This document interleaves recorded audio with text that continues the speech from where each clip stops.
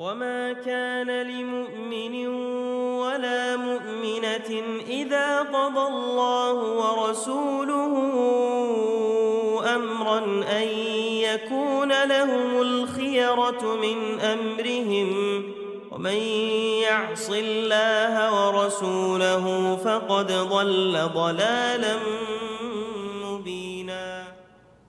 بسم الله الرحمن الرحيم. الحمد لله رب العالمين، وأشهد أن لا إله إلا الله وحده لا شريك له، وأشهد أن محمدا عبده ورسوله صلى الله عليه وآله وصحبه أجمعين. أما بعد. Dear brothers and sisters in Islam, Assalamu alaikum wa rahmatullahi wa barakatuh. We started to talk about tips on how to fix people's mistakes and correct their errors, and how to deal with sinners. And before that, we said that there are a number of tips we should pay attention to that would give us a heads up before dealing with such scenarios. And one of the tips that is important for us to understand, that when you address a mistake and want to correct it, it has to be based on authentic evidence and proof from the Quran, from the Sunnah, or from the teachings of real scholars of Islam. Not just because you think of it or because it goes well with your whims and desires. And this is unfortunately prevailing among the Muslims nowadays. So many people come to you and, why do you do this? Why do you do that? Especially the elders who think that they have knowledge that would enable them to correct what they think in their heads are mistakes. I remember long time ago, I was praying in a masjid and I was pointing my index finger as per the Sunnah, as per the hadith of Wa'il ibn Hujr, may Allah be pleased with him. And while in prayer, a guy next to me, an elder, an uncle in his 70s, he placed his hand on my index finger. I was shocked, I'm in salat, he's in salat, he just did this. After I finished prayer, he addressed me and said, this is playing around, you should not do this. Now this is a 70, 80 years old. Even out of courtesy, if I were to tell him the Sunnah, being a young man in his early 20s, he would not have accepted that. So many people would also come to you. I remember I was praying once in a masjid in Syria, and I was placing my hands on my chest while standing position. After the salat was over, a man came to me and said, Akhi, this is only to be done by women. And of course, he was in his 60s. And again, he was a follower of a particular school of thought that consider this only to be done by women. Does he have evidence or proof from the Quran or the Sunnah? Definitely not. And most of those who talk nowadays don't back up what they say with evidences from the Quran or from the Sunnah. It's only, I don't think this is good. I dislike this. Why? I don't know. It's just, it doesn't feel good. If it doesn't feel good for yourself, that's your problem. Keep it to yourself. But you don't go to others and tell them you should do this or you shouldn't do that unless you have proof. Muhammad ibn al-Munkadir said that Jabir ibn Abdullah, may Allah be pleased with him and with his father, prayed once wearing only one izar, that is the lower garment wrapped around the waist. And it was tied at the back so that he would not expose his awrah when going for ruku' or sujood, as they did not wear trousers underneath them at the time. And his other clothes were on a clothes hook. So he had other clothes in the room. Someone saw him and said to him, "Are you praying in one garment?" So this individual is talking to one of the Prophet's companions, alayhi salatu wasalam, correcting what he thought it was a mistake for praying in one garment. Yes, we know that the sunnah is to pray in two garments, but praying in one garment is permissible. So Jabir, may Allah be pleased with him, replied, and he said, "I only did it so that some foolish person like yourself would see me. Who among us had two garments at the time of the Prophet alayhi salatu wasalam?" So Ibn Hajar, may Allah have mercy upon him, says, saying so that someone foolish like yourself refers to someone who's ignorant, because this person spoke without knowledge. Jabir is teaching his students. He did this deliberately so that they would learn. Yes, he acknowledged that praying in two garments is better than praying in one, but praying in one is permissible, so that he did this so that they would learn that it was permissible. And the reason he was a little bit tough on this man, saying to him that so that a foolish person like yourself could see me, the reason was of his, being a little bit strict and rude in his answer, so that people would know that it is not something easy for any Tom, Dick, or Harry just to come and talk about scholars or students of knowledge, let alone addressing them publicly about something you think that is wrong. I remember I was recently in Canada, and it was time in the masjid for a Q&A. And one of the elders at the back of the masjid stood up and said, "Why do you have a bodyguard?" And this was a Q&A for Islamic purposes. I just delivered a lecture. So you ask me about my lecture.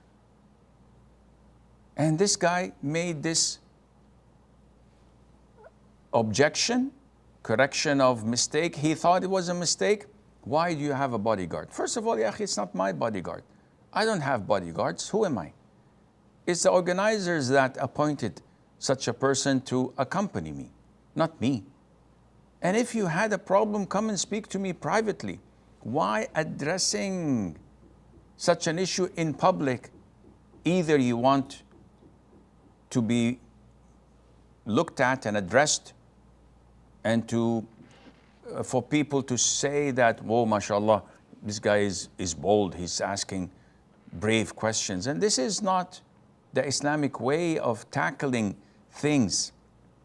And this is something that we as Muslims must incorporate in our techniques when we see a mistake, whether to address it in such a fashion or this fashion or that, because it's not one size that fits all.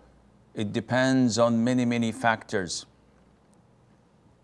The other point that we would like to bring your attention to is that when you correct mistakes, you have to prioritize.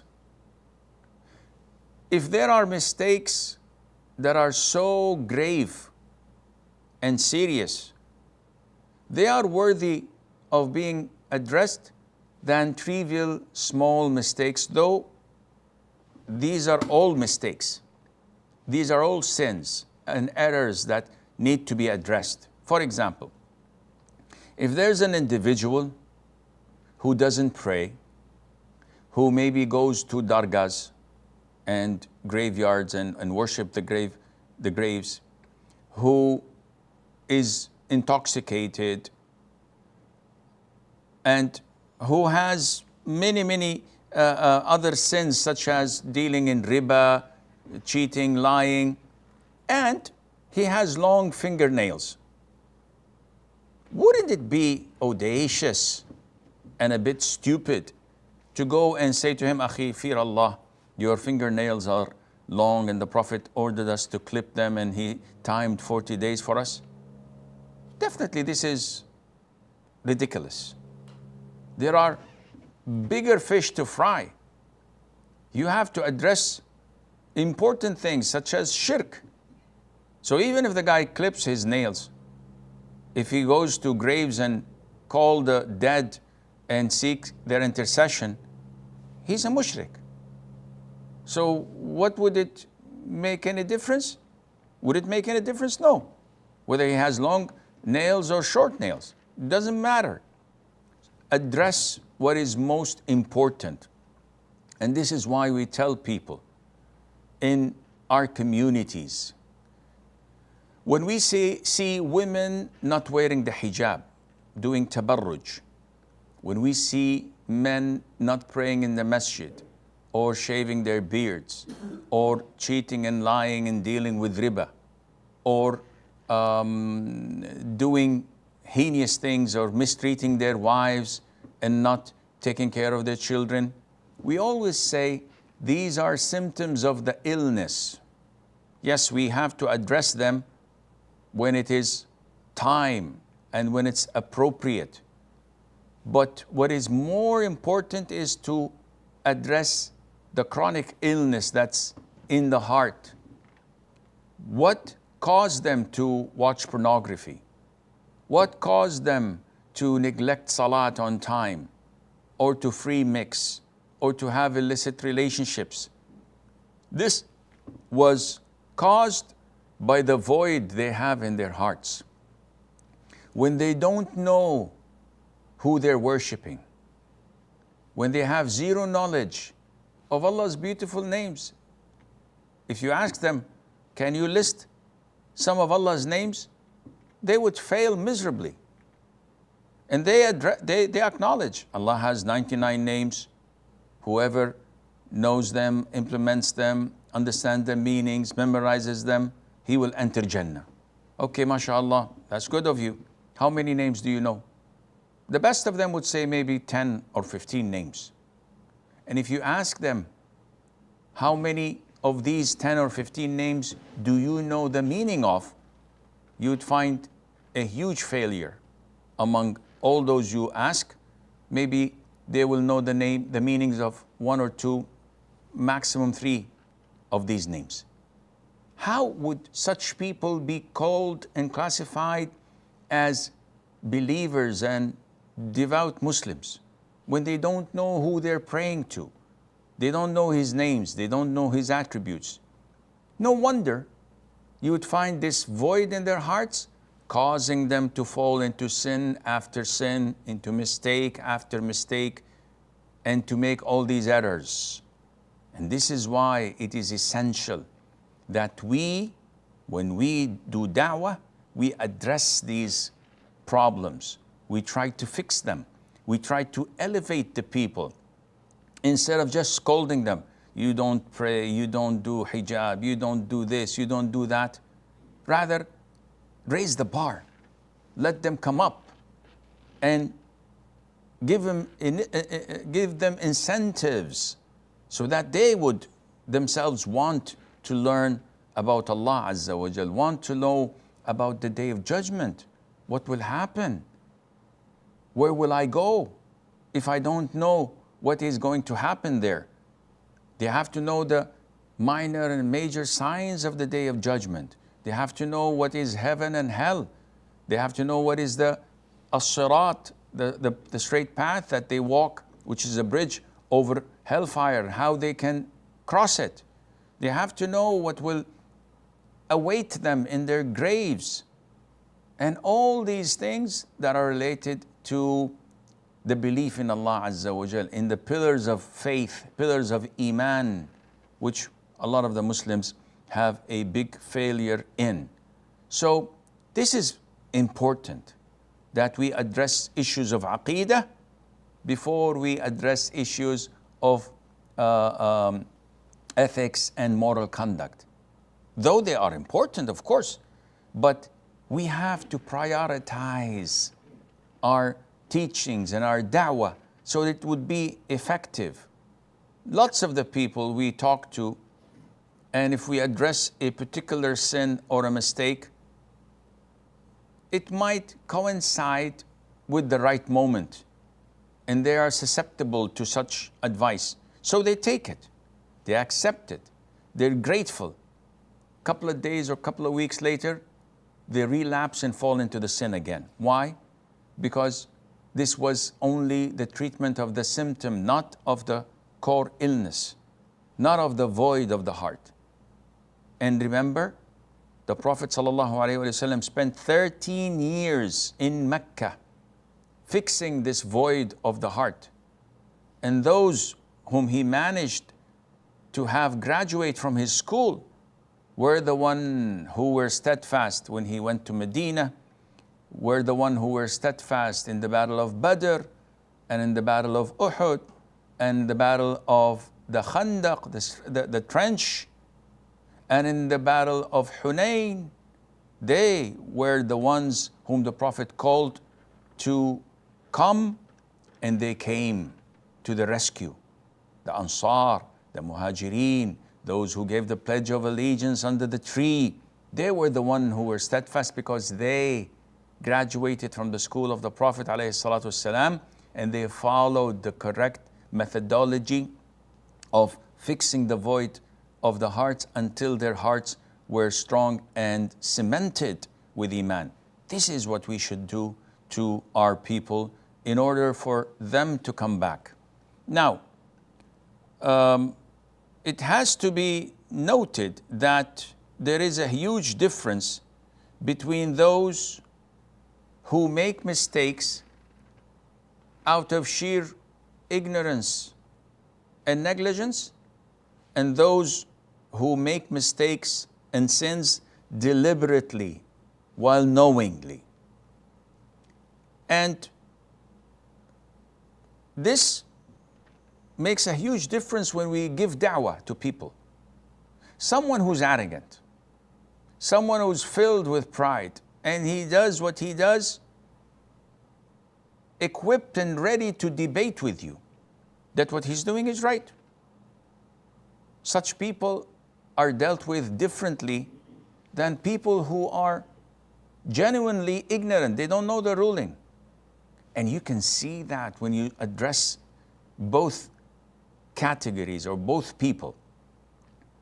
The first one is defiant, is ready to fight, is not going down without a debate. Though he knows he's wrong, it's a waste of time. This is a waste of time, and it hardens your heart, tarnishes it, and makes it black. Such people are worthless. They're not worthy of spending time with them because they know the ruling. I remember once I was with a da'i, a very well-known da'i, who unfortunately went down quickly. And he started giving coaching lessons and this and that, and he left da'wah, and he left lecturing, and he left giving khutbahs and the likes. And he got involved in collecting money. And he wanted me once to, play with him some games, sports games, squash, to coach him. So I went with him a couple of times without addressing the issue of deen and religion. And he knows me and I know him. Then I addressed him at the last time. And I said, Sheikh so-and-so, he's not a sheikh anymore, he's a brother. Why are you doing this? Why are you spreading among the people that hijab is not mandatory, growing the beard is not mandatory, praying in the masjid is not mandatory. While 5 years ago, you were on the pulpits shaking the whole masjid, reinforcing that these are part of the essentials of Islam. And you were right back then. But what happened to you? So he started to defend himself. Oh, you know, Sheikh, this is an issue of dispute. Sheikh al-Albani said so-and-so. Sheikh so-and-so said so-and-so. I said, Akhi, don't, cut to the chase. We have a saying, don't sell water in the market where water sellers are around with buckets. This is your trade and mine. Don't beat around the bush. You know that what you're saying is not true. Why are you doing this? If you're unable to say the truth, the least is refrain from saying falsehood. This is a general rule in Islam. If you're unable to say the truth and proclaim it, the least is don't back the people of evil and the deviant people. Refrain from saying falsehood. Just keep your mouth shut. Like the Prophet said, whoever believes in Allah and the Day of Judgment must say something beneficial or let him refrain from speaking. So the brother did not say anything when he was cornered, and he could not defend himself, and that was the last time I've heard of him. May Allah guide him back and all us sinners to the straight path, and Allah Azza wa Jal knows best. I believe that we will elaborate on this point a bit further tomorrow, inshallah, if there is a life preordained for us to live, and we will inshallah elaborate a little bit further. We have a short break. Stay tuned, and inshallah we'll be right back.